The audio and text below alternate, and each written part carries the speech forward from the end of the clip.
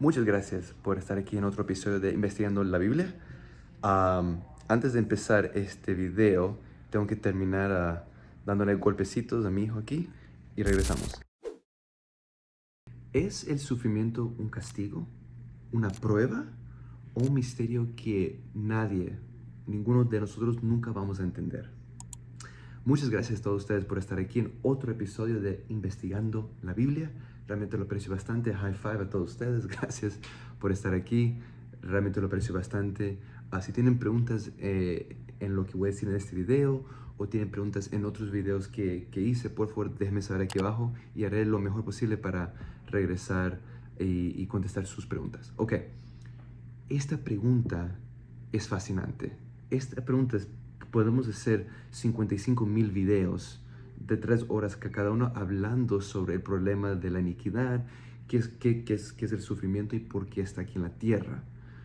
Hay mucho que hablar, pero quiero dar unas respuestas básicas y generales que el judaísmo da para esta pregunta, porque a mí muchas veces se me ha hecho esta pregunta: ¿cómo debemos ver el sufrimiento? ¿Es un castigo de Dios solamente?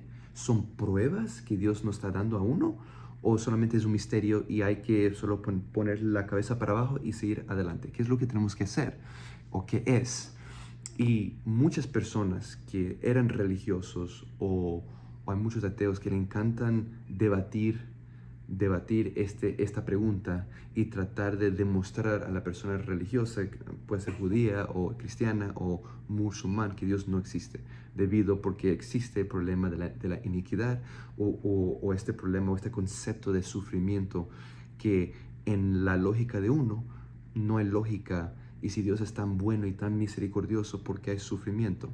Y yo entiendo completamente por qué las personas se hacen estas preguntas y hasta por qué muchas veces dejan su religión debido a esta pregunta. Es bien difícil. Pero vamos a hablar quiero analizar esta pregunta con ustedes.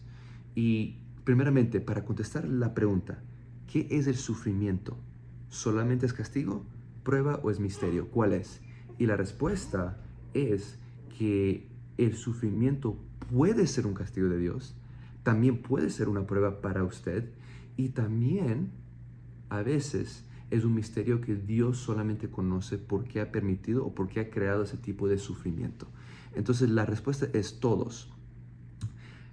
Todos. Ahora, ¿va a saber usted cuando usted está sufriendo cuál es? A lo mejor sí, a lo mejor no. Pero lo más importante que quiero estresar, que el judaísmo habla mucho en toda su literatura y en el pensamiento y en la filosofía judía, es realmente no queremos pensar tanto en cuál es el origen de este sufrimiento, por qué estoy sufriendo. Es importante reflexionar y pensar, sí, pero lo más importante es cómo uno va a reaccionar cuando ya está este sufrimiento en la vida de uno. ¿Qué es lo que uno va a hacer ahora que tiene este sufrimiento? ¿Okay? Pero vamos a llegar ahí. Primeramente quiero hablar sobre el concepto de que el sufrimiento puede ser, el sufrimiento que uno recibe puede ser por castigo de Dios. Eso es solamente un ejemplo. La palabra en hebreo es onesh, que significa penalidad o en inglés dice punishment o en español castigo. Y por ejemplo, hay muchos ejemplos en las escrituras hebreas, pero 2 capítulos sumamente famosos es Deuteronomio capítulo 28 y el Levítico capítulo 26. No lo voy a leer ahora, ustedes pueden leerlo en su propio tiempo. Pero lo que quiero que se den cuenta es que estos capítulos, por ejemplo, Deuteronomio 28 es la sección de las maldiciones y explica que el pueblo judío sufre si se aleja de Dios. Si uno lee ese capítulo, en el principio son las bendiciones que el pueblo de Israel o el pueblo judío va a recibir si obedece y si escucha a Dios, si hace los mandamientos. Y después demuestra todas las maldiciones que Israel o el pueblo judío va a recibir si no escucha a los mandamientos de Dios. Y Levítico 26, 2 libros antes de Deuteronomio, describe el sufrimiento físico, el exilio y la enfermedad como resultado del pecado colectivo de Israel, de Am Israel, que es el pueblo de Israel, el pueblo judío, que si no están obedeciendo, como colectivo van a sufrir porque no están haciendo lo que Dios les mandó. Entonces aquí vemos dos capítulos bien simples, donde esta idea de que Dios puede mandar un castigo, puede mandar sufrimiento, y ese sufrimiento puede ser cualquier tipo de sufrimiento, pero es un castigo para hacer que esa persona o que el pueblo retorne. También hay esta idea de que Dios no está castigando por venganza. Esa es una idea bien inmadura de cómo ver a Dios. Él no está haciendo por venganza o no me obedeció, un castigo, una cachetada o algo. Nada de eso. No. Dios no castiga para venganza. Dios manda el sufrimiento, digamos, para hacer que la persona retorne, que haga teshuvah. Esa es la palabra en hebrea, teshuvah, que es arrepentirse o regresar al camino correcto, para reconectar al individuo o al pueblo con la voluntad divina. Ahora también quiero mencionar de que, antes de entrar en la parte de que el sufrimiento puede ser purificación o expiación, sí quiero mencionar que es cuando Dios manda ese castigo, manda el sufrimiento como castigo, es bien importante, y vemos que lo hace porque realmente quiere ayudarnos, digamos, internamente. Él quiere que hagamos teshuvah, que nos arrepentimos para regresar a Dios. Es importante de que la persona o que el pueblo lo haga, porque si no es como, es como una forma de rebelión, de que y esa persona o ese pueblo está diciendo, no me importa lo que Dios dice, o esto realmente no es de Dios, digamos. Y hay buenos ejemplos en las escrituras hebreas de algo parecido.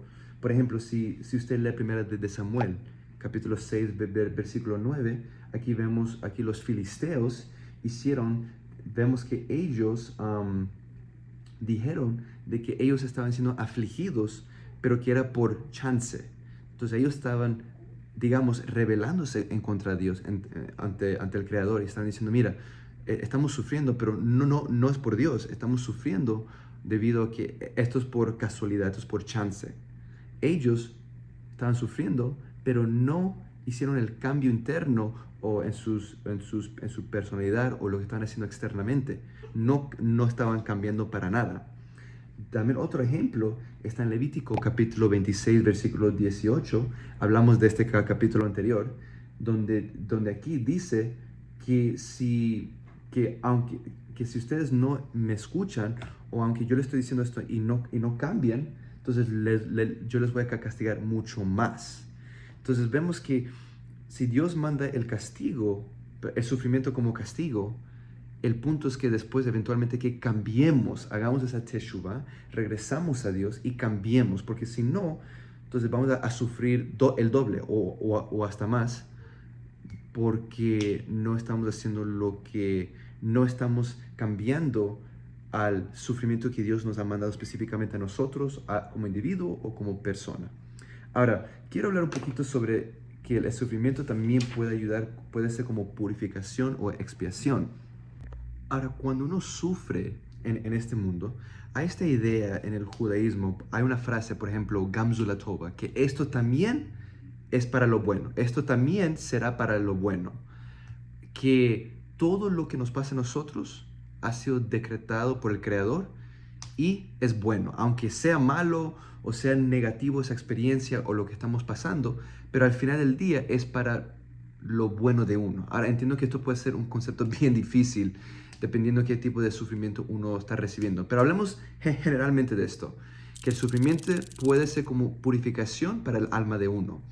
Ahora, dentro del pensamiento judío y las escrituras hebreas, hay diferentes beneficios de esto. Por ejemplo, el primero es que cuando uno sufre, este sufrimiento ayuda a rectificar los pecados que uno ha cometido.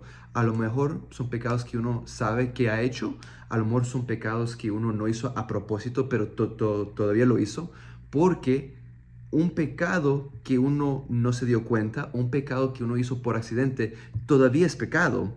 Y cuando uno peca, hay una mancha que se ate y se pega al alma de uno. Entonces, el sufrimiento como una expiación, la capará, puede ayudarnos a remover y cortar esa mancha fea, esa mancha en el alma de uno.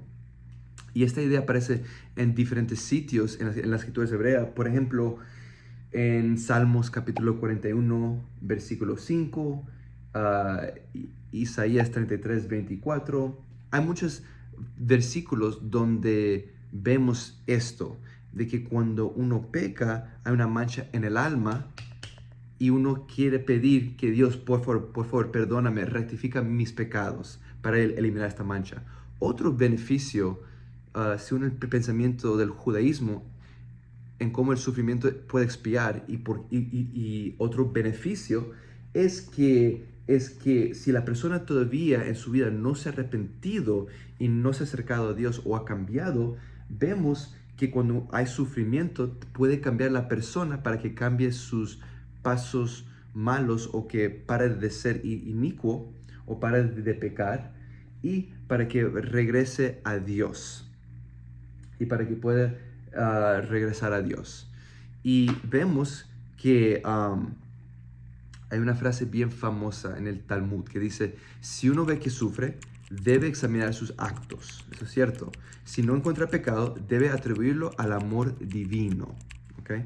Pues, creo que también eso es también algo interesante. Now, hay muchas otras ideas más de que el sufrimiento está ahí para ayudarnos, para expiar en algo que hicimos. Porque dentro del judaísmo y las escrituras hebreas y el Talmud y todo eso, por ejemplo, hay ciertos pecados que son pecados, pero para eliminar ese pecado que uno cometió o para remover esa mancha que está en el alma, ciertos pecados solamente se necesita hacer la teshuvah. Es arrepentirse y después esa mancha se va.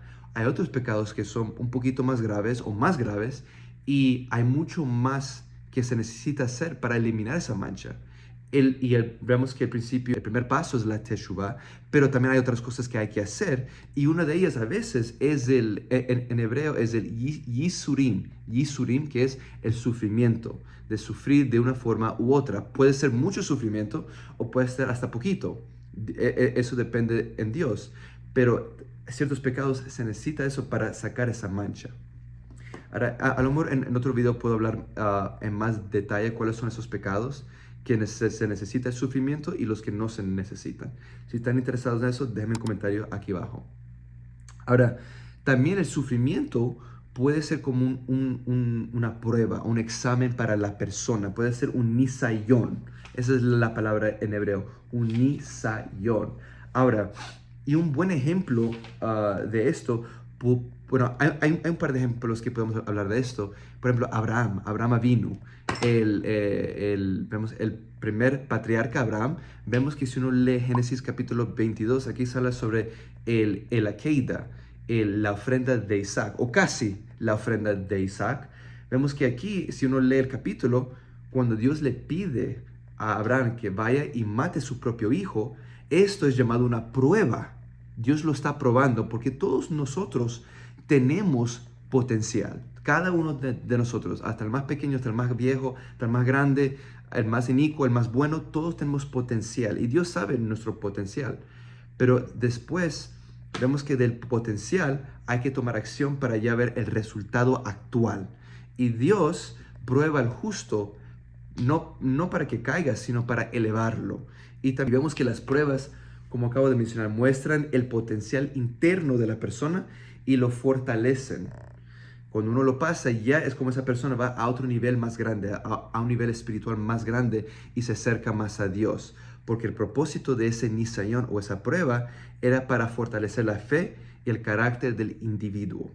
Otro ejemplo fascinante en donde vemos que el sufrimiento puede ser una prueba está en Deuteronomio 8:16. Aquí vemos donde el pueblo judío está en el desierto y tienen mucha sed y hay muchas escorpiones y muchas serpientes venenosas. Y vemos que en ese texto dice que todo esto es para afligirlo a usted y para probarte, para que hagan lo bueno al final. Estoy más o menos traduciendo del inglés al español este texto, pero aquí vemos que Dios prueba. Vemos que en la Biblia hebrea Dios probó vez tras vez al pueblo judío, a los israelitas, lo estaba probando para ayudarles para que sigan, para que puedan ser elevados espiritualmente, pero Dios tiene que ver la actualidad, el resultado del potencial a la actualidad. Entonces aquí vemos, hay dos ejemplos magníficos. Si uno reflexiona en el sufrimiento que está pasando y no cree que es un castigo por un pecado, y no cree que es una expiación ni nada de eso, uno tiene que pensar que este sufrimiento es de amor de Dios. Y el propósito es para incrementar